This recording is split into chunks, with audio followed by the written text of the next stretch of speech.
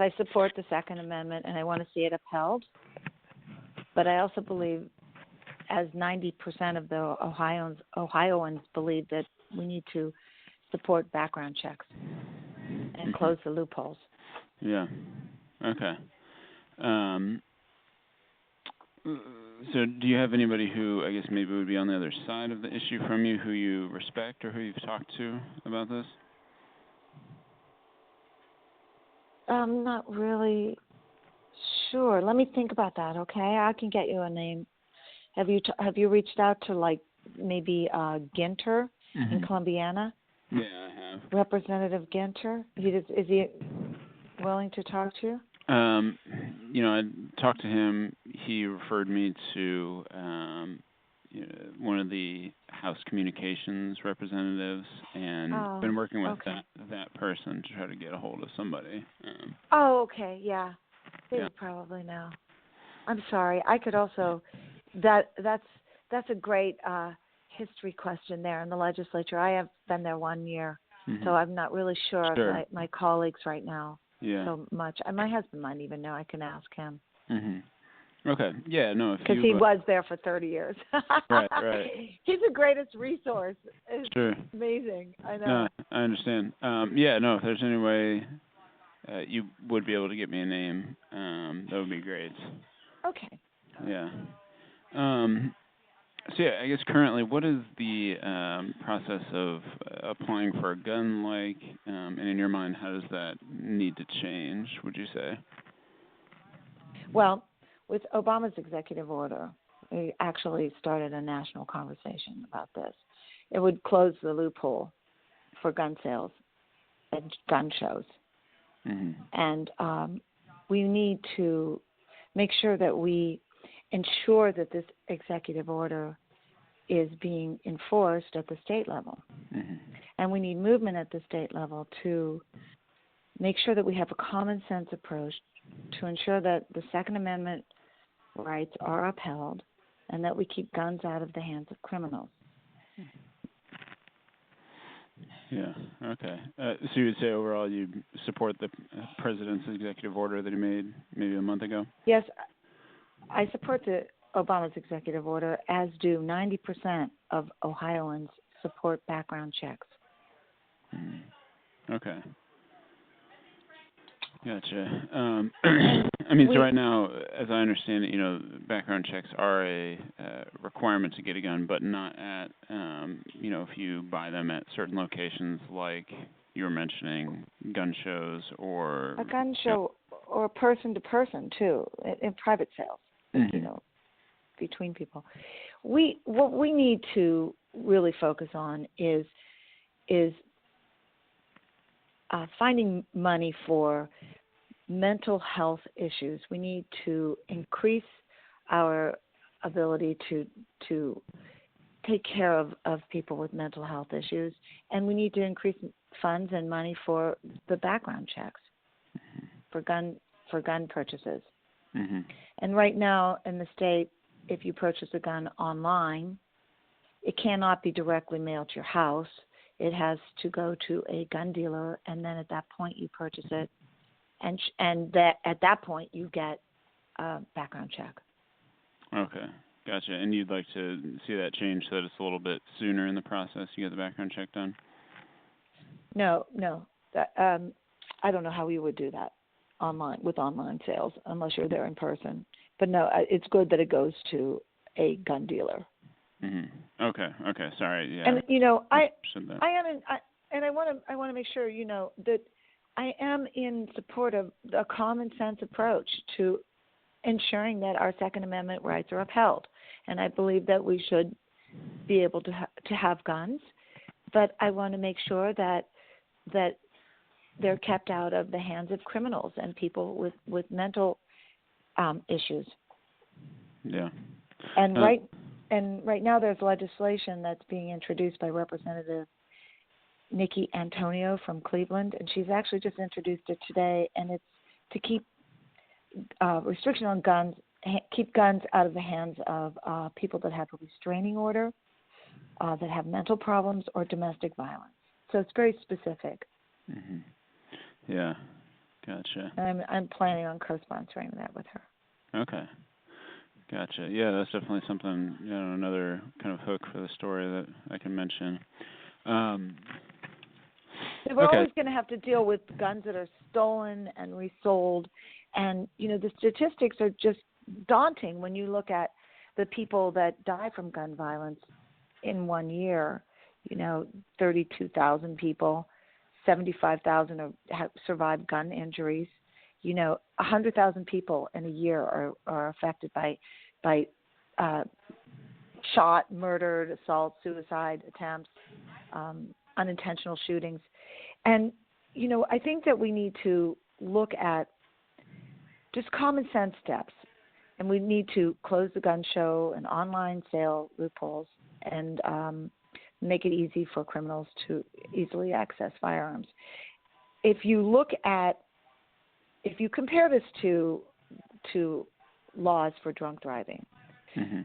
we didn't eliminate all alcohol-related traffic accidents, but we reduced them. In 1980, we introduced tough DUI laws. The people that died in alcohol-related crashes were like 25,000, mm-hmm. and now it's like 10,000 people die per year in alcohol-related crashes. That's like 100,000 lives that were saved. And with this reform, we didn't ban alcohol or ban cars. We just enacted common sense reform, and we were able to control the problem with some common sense reform. Yeah. So I guess so. Those are a couple of changes. Would you say you would like to see no online sales of guns happening, or just through more regulated channels? What do you think is kind of the solution there? The online sales loopholes that don't go to a gun dealer. Mm-hmm. Okay. To ensure that it's not mailed directly to your home. Okay, so online sales are, okay, as long as they're done properly, you would say. Right. Okay. Right, but who's insuring it? I mean, who's, watching it, and there's, we need more money. We need more money to put into these programs that we're watching it and monitoring it. Okay, gotcha. And so, what are you doing this for? This is online, or is it a? Yeah, it's an online piece good. that I'm working to put together. Good. Okay. So yeah, you mentioned mental health funding. I guess that kind of the angle of my story is how most of the gun deaths in our country are suicides. I guess two separate questions. One, we'll start with the first one. Do you think that closing some of these loopholes, maybe making guns just in general, maybe slightly less freely available or slightly less abundant, perhaps? Do you think that is something that could help reduce suicides, and why or why not? Well, to use the analogy of the DUI laws again, we didn't ban alcohol, we didn't ban cars, we just enacted some common sense laws, and I think that we need to make sure that we pay increased attention to mental health issues, and along with common sense laws that will actually help to reduce this carnage, and it'll make it more difficult for people with mental issues to obtain a gun, and just to make it harder for them to obtain a gun. And I think I know that will help keep all of us safer, and also help to uphold our Second Amendment rights by keeping the guns out of the hands of criminals and people with mental problems. Yeah. You mentioned mental health. I think it's pretty simple, isn't it? Yeah. So you mentioned mental health, making sure that people with those kind of issues don't get a hold of a gun. Where do you see the state of our, background checks in terms of picking up on that being at now, and how does it need to change so that more of those, do get caught, or more of those red flags do get raised? Well, we need to make sure that we invest more money in mental health clinics so that people that are mentally unstable can make it harder for them to obtain a firearm. And so we need to apply more money to the mental institution, mental programs that will deal with this, and also with the background checks. 90% of Ohioans agree with background checks, and that would eliminate a lot of these problems too. Okay, so the 90% statistic that you cited, do you know where you got that, or where that's from? I can find out for you. Okay. I read that somewhere. Yeah, that would be good if you could. Okay. Now, I guess in terms of specifics, though, say somebody with a mental issue has an issue of whether it's depression or whatever kind of mental disorder, goes to apply for a gun.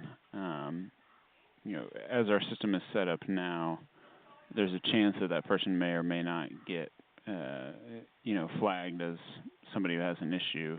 I guess what specifically do you think needs to change so that person does get picked up by the system, or does, whoever's handling that person's application does say, oh, this person has had this history, maybe you shouldn't have a gun? How do we get to that point?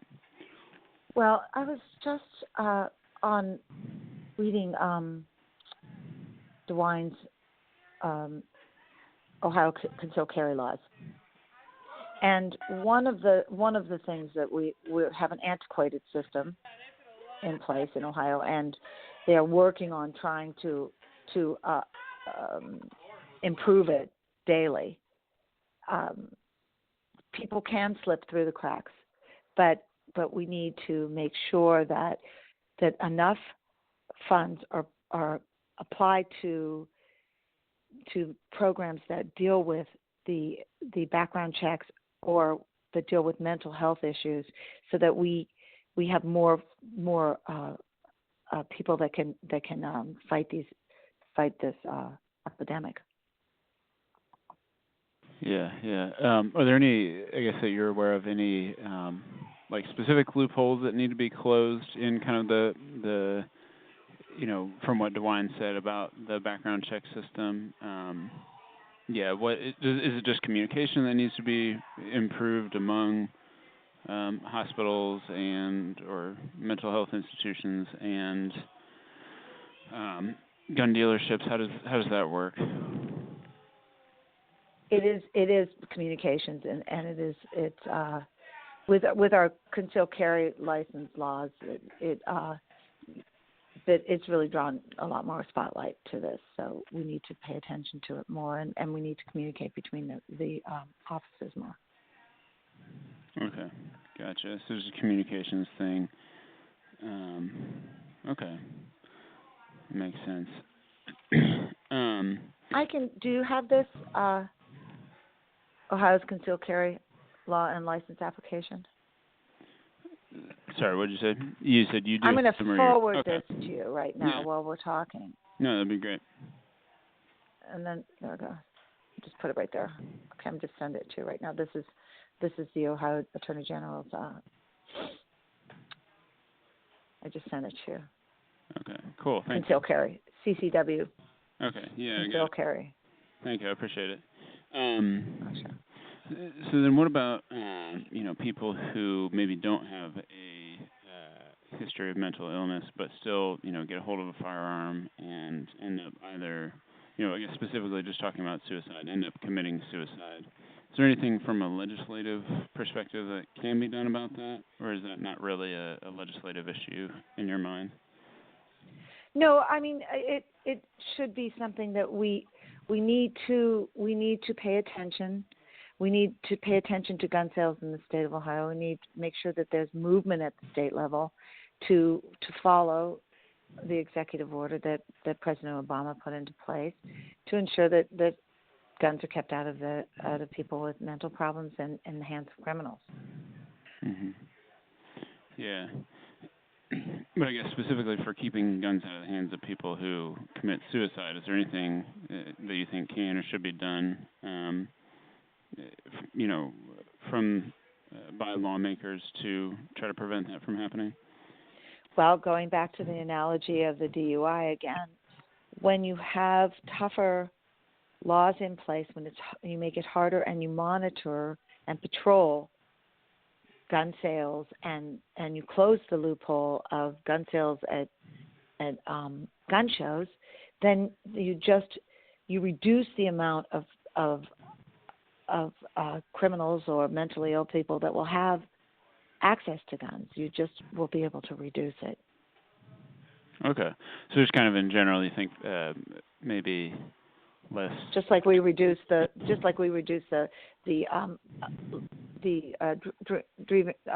alcohol-related accidents.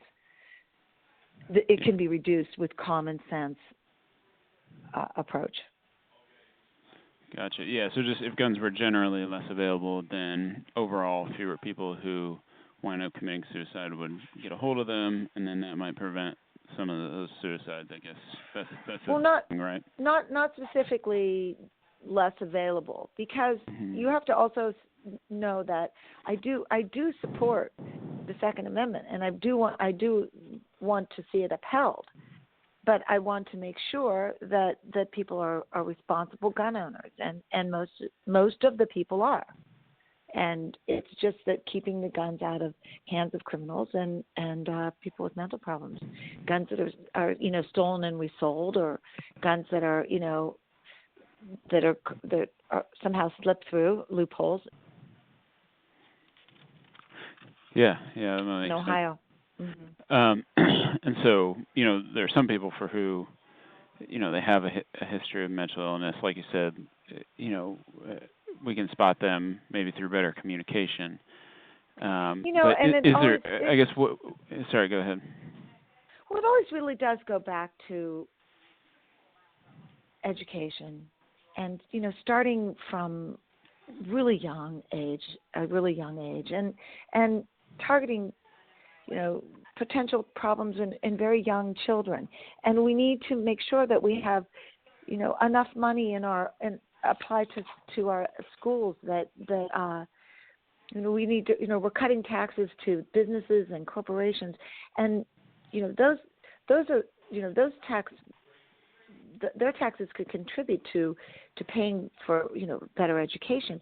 And you catch these kids at an early age, and then we need to increase the amount of psychiatrists and therapists that we have in the schools, and support our teachers, and just take educating our children more seriously from the very beginning, from the preschool on. And you can deal with these issues in the schools, in the public schools.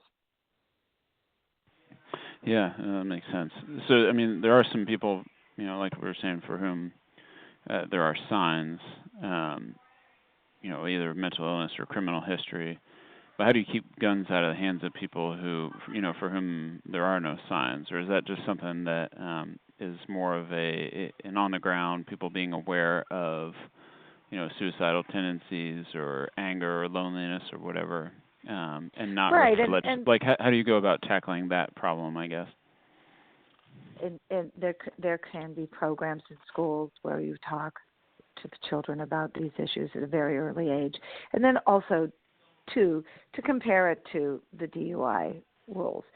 We did not eliminate the amount of alcohol crashes and car accidents and crashes and deaths, but we reduced it substantially by 100,000 per year. So this is just common sense reduction of to just prevent. It's prevention.